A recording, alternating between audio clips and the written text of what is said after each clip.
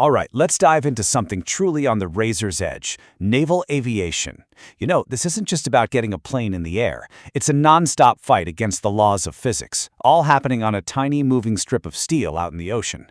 For these pilots, math, it's not some abstract thing from school. It's literally the calculation that decides whether you land safely or you don't.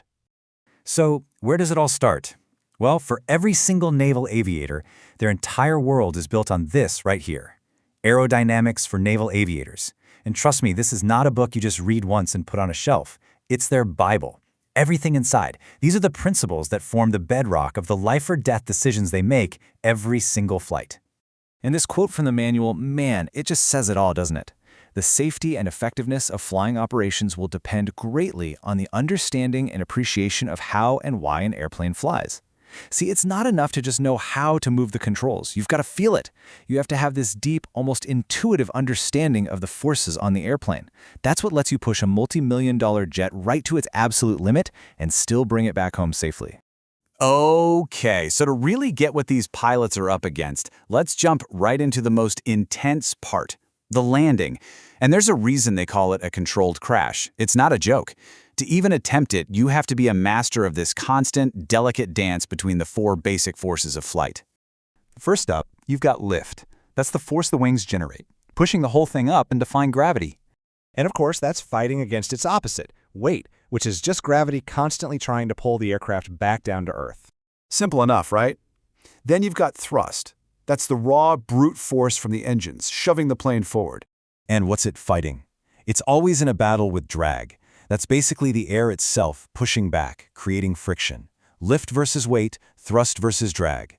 Mastering that balance, especially on a moving ship, well, that's the whole ballgame.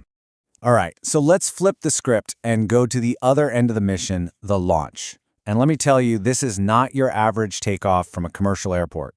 It is a violent, calculated explosion of power, and the very first thing you've got to beat is drag. Just think about it for a second. The moment that catapult fires, it is an all-out war.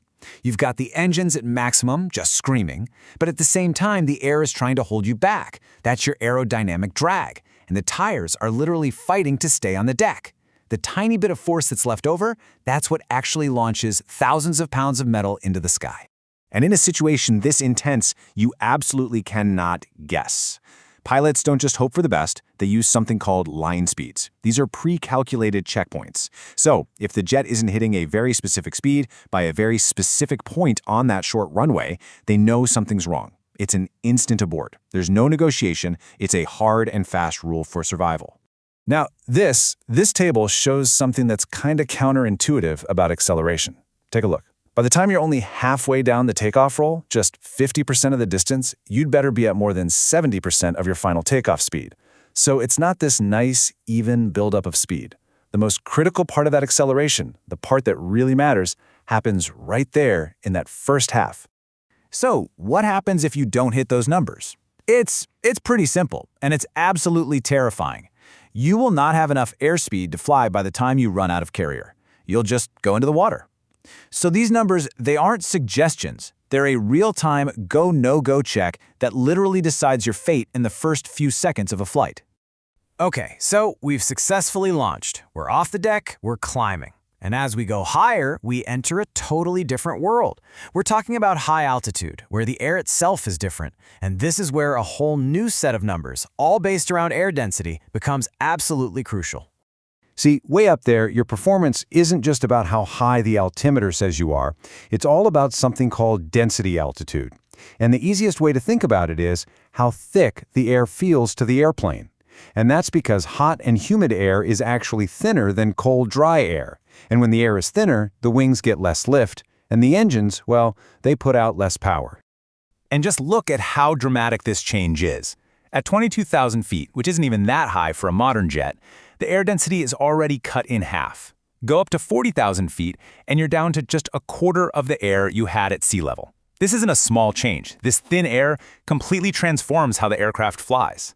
But, and this is the big but, there's a huge advantage up there. Yeah, the thinner air means less lift, but it also means way less drag. The plane can just slice through it. And the result? Check this out. a 102% increase in fuel efficiency. Your range basically doubles just by flying at 40,000 feet instead of sea level. It's that simple bit of physics that explains why all long-range flights happen way up in the thin stuff. So, after all that, it's time to bring it home. We're heading back for what is, without a doubt, the most difficult part of the entire mission, the approach. This isn't about speed anymore. This is a super delicate, incredibly high-stakes balancing act, flying right on the very edge of what the plane can do. So picture this, you're on final approach. The jet is flying slow, but the nose is pointed high. Why? To keep the wings grabbing enough air to generate lift. But there's a price for that, and that price is a huge spike in something called induced drag. It's the drag you create just by making lift, and at this slow speed, it becomes your #1 enemy. And this is where you see a really interesting difference between older planes and modern jets. See, an older plane with those big long wings could flare to land. You gently pull the nose up right before touchdown for a soft landing. Try that in a modern high-performance jet? No way. Pulling the nose up creates such an insane amount of drag that you lose airspeed and can actually start sinking faster. You can't flare. You have to fly it with power right into the deck. And that right there is exactly why the manual calls it a thread-the-needle technique. There is literally zero margin for error. You're not aiming for a gentle touchdown. You are performing a precision maneuver to fly the jet into the deck at the perfect angle and the perfect rate of descent. It really is the ultimate controlled crash, and it's something you can only pull off if you have an absolute mastery of the physics involved.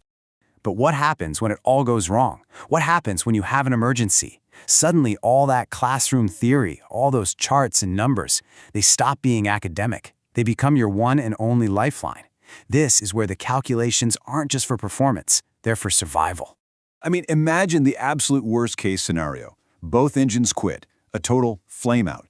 Instantly, you have zero thrust. You're not a jet pilot anymore. You are now the pilot of a very heavy, very expensive glider.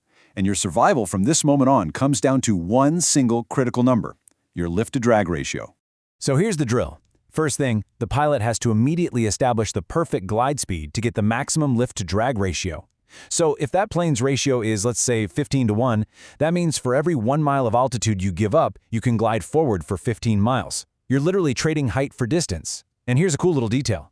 Pilots will often fly just a bit faster than that perfect speed, just to have a little extra energy in the bank for that final flare before landing. It's all calculated. So when you think about it, from the incredible violence of the launch to the insane precision of the landing, a naval aviator's mind is basically a human flight computer. They're constantly running these calculations that are the difference between life and death. And it really makes you wonder, doesn't it? What other hidden calculations, what other invisible forces of physics are quietly guiding the technology we rely on?